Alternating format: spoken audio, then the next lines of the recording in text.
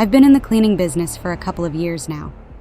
What started as a stopgap during the pandemic turned into a full-time gig when I realized I could make more money doing this than at my old job. So I rounded up a few friends, and we started our own cleaning service. Business has been booming, especially with the penthouses we've contracted to clean. They're usually the highlight of our week, luxurious, spacious, and often left in a near immaculate state by their wealthy owners. But there's this one penthouse. It gives me the creeps. The owner, a man whose presence chills the air more than any draft, always insists we clean his already spotless place top to bottom. And he watches us, hawk-eyed, making sure we don't miss a single speck of dust. We've joked among ourselves that maybe he's got something to hide, maybe something sinister, like he's a serial killer keeping his crimes under wraps. It's a dark joke, one we laugh off, but it sticks with me, nagging at the back of my mind. Today, though, the penthouse feels different. The owner's not here, probably tied up in some meeting or another. The silence of the place is unnerving, but I push through it, focusing on the routine of cleaning. That's when I hear it, a dripping sound coming from the bathroom. Thinking it's just a leaky faucet, I head in, ready to wipe down the surfaces like always. But what I find stops me dead in my tracks. There, in the bathtub, are the remains of a person, gutted and discarded like trash. The horror of the sight roots me to the spot for a moment, a visceral shock that sends adrenaline coursing through my veins. My heart pounds against my ribcage, a frantic drumbeat urging me to flee. Instinct kicks in. I fumble for my phone, snap a photo of the gruesome scene, evidence of the nightmare before me, then bolt from the penthouse. The corridors, once hallways of luxury, now feel like a maze designed to trap me with the monster's secrets. I don't stop running until I'm at the police station, out of breath and shaking. The photo on my phone, a damning piece of evidence, confirms our dark suspicions. The man we've been cleaning for, the one who watched us with such intensity, is indeed a serial killer. His penthouse just one of many layers he maintained under various aliases. The investigation that follows uncovers the full extent of his crimes, and it's worse than anything we could have imagined. Our joke, a passing comment made in jest, turns out to be a horrifying reality. The penthouse, with its impeccable cleanliness, was a facade for the horrors committed within its walls.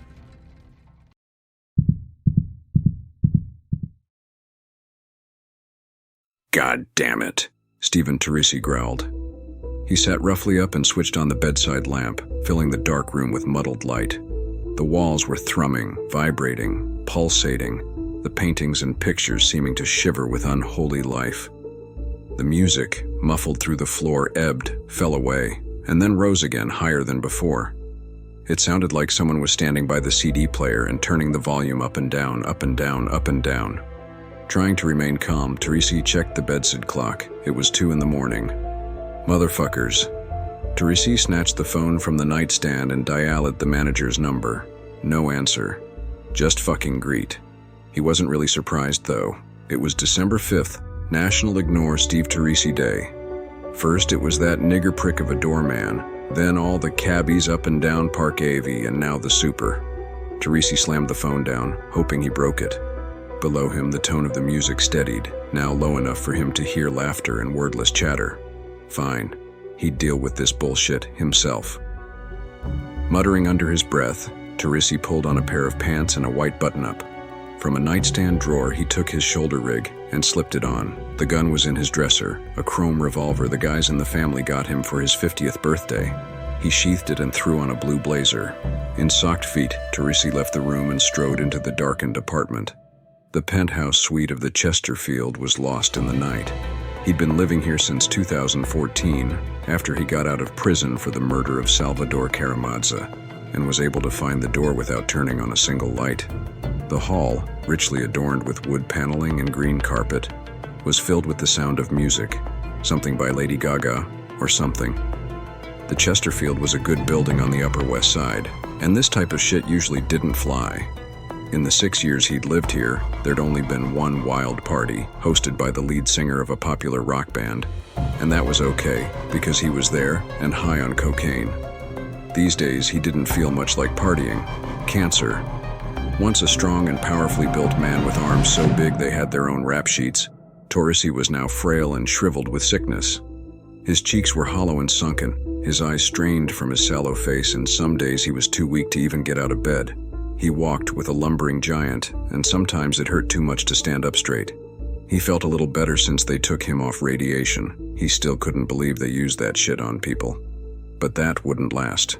The doctor said he'd get sicker and weaker. By May, he'd probably be dead. The treatments aren't working, he said. No shit. It was Torrisi's idea to end the radiation. If he was going to die anyway, why bother? Was that a mistake? It felt like one. He wouldn't say this out loud, but he was scared. He'd never been afraid of anyone or anything, but he knew what to expect from hitmen, cops, and prison.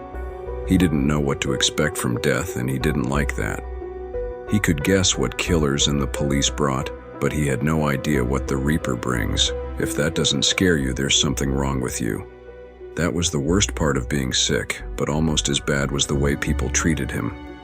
When he walked down the street, he'd occasionally catch someone glancing at him, usually with suspicion, like he would pass his cancer on to them if they so much as breathed the same air as him.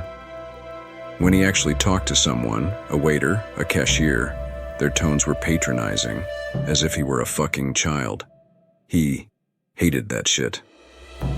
He was a proud Italian American. He didn't want anyone's fucking pity. Even the other guys did it. He rarely hung around the old joints anymore, but when he did, they acted like he was their grandmother and he'd break if they didn't baby him. Maybe it was paranoia, but sometimes he saw disdain in their eyes, like he was a burden. Fuck them. Fuck that doorman.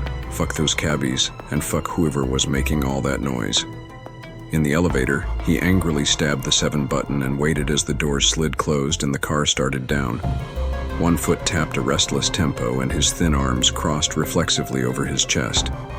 It was always warm in the building, but he was cold, and by the time the car reached the bottom, he was shuddering. God damn assholes making him come down here like this. What was wrong with people today? They didn't have any respect, that's what. The door slid open with a ding, and a wall of muffled sound broke over him like a frozen wave. His lips screwed up and his eyes narrowed to dangerous slits. Listen to this shit. Where was the super? He couldn't tell which apartment the music was coming from because it was fucking everywhere. So he pounded on doors at random, his rage growing with each unanswered knock until he was shaking with fury. At the last door, he punched rather than knocked, and a streak of red agony snaked up his arm. Just as he was about to pull out his revolver and start shooting, the door opened and a man in a white t-shirt appeared, his eyes bleary and his black hair greasy and tangled. Behind him, dozens of people milled around, talking and drinking from unmarked glasses. The music wafted out around the douche like the rank smell of shit from a bathroom. "Turn down that fucking noise," Torrisi screamed, gesturing wildly. As if on cue, the music died and silence crashed down around them. "Do you have any idea what fucking time it is? People are trying to sleep and you're blasting this shit. I'm 2 floors up and my fucking walls were shaking. What's the matter with you, huh?" "Fuck you, old man." The words hadn't even left the guy's mouth before Torrisi swung. He was old and weak, but no one talked to him like that. His fist connected with the guy's jaw. The hit wasn't very hard, but it was enough to send him stumbling back. His feet tangled and he fell to the carpet. Like a mad beast, Torrisi scrambled on top of him, whipped out the gun, and jammed it against the underside of his chin. Torrisi's thin lips curled over his yellow teeth in a hate-filled sneer, and his yellow eyes flashed with the specter of the rage that had once struck terror into foes' hearts. Little fucking punk. Where did he get off talking like that? "You fucking tough guy," Torrisi hissed and hooked his finger around the trigger. "Huh? You a fucking tough guy?" He was going to spray the fucker's brains all over the carpet. What did he care? His doctor gave him 6 months to live. Last week, he'd be dead before they were done booking him. "Go ahead, do it, Steve," someone said. Surprised, Torrisi jerked up. The partygoers, seemingly frozen in time, were all looking at him, not with fear or trepidation, both of which he was well accustomed to, but with something like loathing. "Shoot him, Steve." The speaker stepped out from the crowd, and with a start, Torrisi recognized him. Salvador Karamazza, clad in a blood-stained burial suit, the right side of his face half rotted away, his eye bulging from its socket. "Kill him, Steve, shoot him." Looking around, Teresi was stunned to see that he knew most of the partygoers. There was Willie Carlone and Joey Romano, both of whom he shot in 1977. Over there by the Punch and Chips was Jimmy Gambino, the piano wire still wound around his neck. And there, near the stereo, stood that cop he shot in Jersey after the '81 bank job. "What are you waiting for, huh?" Karamazza asked. "How hard can it be kill someone a second time?" Teresi looked down at the guy beneath him. He was smiling. "Queens," he said. "84. I was sitting in my car when you went after Gino Carlito. Stray bullet, wrong place, wrong time." Screaming, Teresi fell back onto his ass, dropping the gun.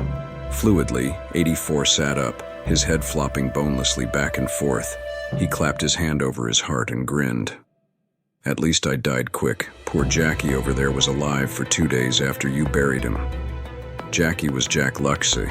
Teresi and Tony DeSimone put him in a shipping crate and buried it in the woods west of Union City.